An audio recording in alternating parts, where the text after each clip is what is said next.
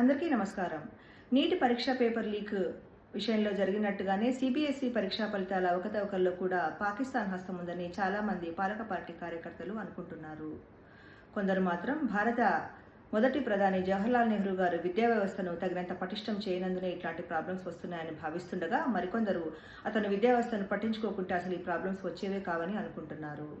అయితే ఈ విషయంపై స్పందించడానికి ఆయన లేరన్న విషయం వీళ్ళు గమనించకపోవడం గమనార్హం. సిబిఎస్ఈ పరీక్షా ఫలితాల అవకతవకల్లో జరిగిన సైబర్ దాడిని నివారించలేకపోయినా భవిష్యత్తులో శత్రు దేశాలపై మాత్రం సైబర్ దాడి చేస్తామని ఇండియా ఆర్మీ చీఫ్ జనరల్ ఒక కార్యక్రమంలో పేర్కొన్నారు. అంతరించిపోతున్న కాంగ్రెస్ ముఖ్యమంత్రులను కాపాడడానికై ఆ పార్టీ అధిష్టాన వర్గం పటిష్టమైన చర్యలను చేపట్టింది. అందులో భాగంగానే కర్ణాటక ముఖ్యమంత్రిని మార్చి ఇంకొక ముఖ్యమంత్రిని పెట్టింది. దానివల్ల కాంగ్రెస్ ముఖ్యమంత్రుల లిస్టు పెరుగుతుందని వాళ్ళు అనుకుంటున్నారు. అయితే తెలంగాణ ముఖ్యమంత్రి మాత్రం తాను తెలంగాణలో తెలుగుదేశం పార్టీని అంతరించిపోకుండా చేయడానికి నడుం కట్టారు. ఇందులో భాగంగా ఆ పార్టీ ముఖ్య నేతల విగ్రహాలను భారీ ఖర్చులతో ఆవిష్కరిస్తున్నారు.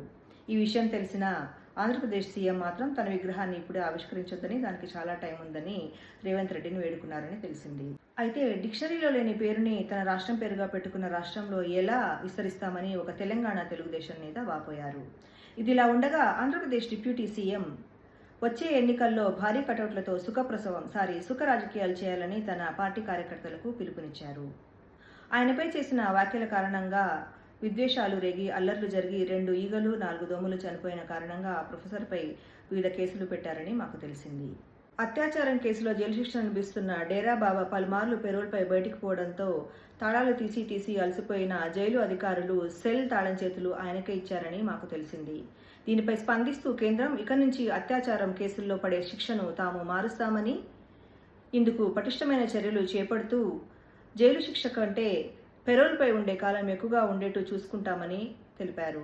కర్ణుడికి ఎక్కువ ప్రాముఖ్యతనిచ్చి హైందవ ధర్మాన్ని అవమానపరిచిన తెలుగు ఫిల్మ్ ఇండస్ట్రీలో ఉన్నందుకు బాధపడుతున్నానని ఒకనాడు చెప్పిన ఒక తెలుగు పాటల రచయిత ఇప్పుడు హైందవ ధర్మాన్ని కాపాడడానికి నడుం కట్టారు.